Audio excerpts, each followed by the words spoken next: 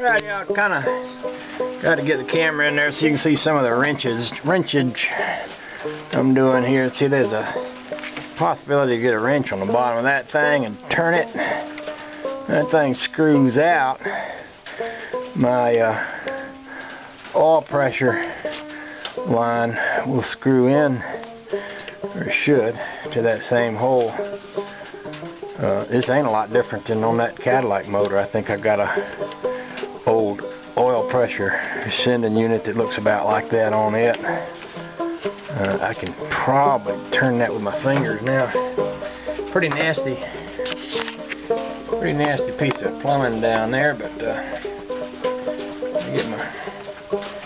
get my little rag on down in here and twist that out.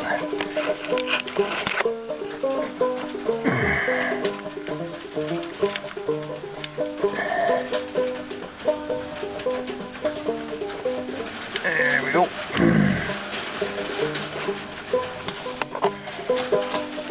Okay.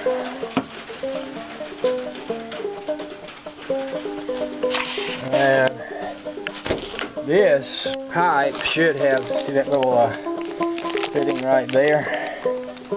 This one should go right in that hole. And this little beveled end will go in the end of that.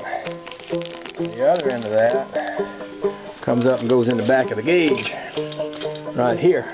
So basically it's just about plumbing. Next challenge would be just to find a hole in the firewall to feed that pipe through. Oh, I'm pretty sure I got one somewhere. Okay, I got my copper line put through a hole in the firewall. I will cut this little rubber doohickey and fit that back into it after I get everything set up. This place down here where this goes is a good place to be careful working around. I don't want to shove a big clod of dirty oil grease up in the end of that line and clog it up or anything like that. It's also a good place to develop a leak, so it's a little bit hard to get a wrench down in there and tighten something that small. And there's two connectors. There's that one, and there's this one right here.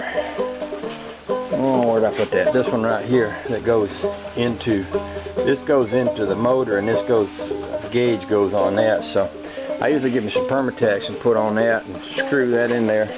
Try to tighten it up pretty good, and then Permatex that other, but be careful not to get in that little hole because that'll mess up your oil flow there.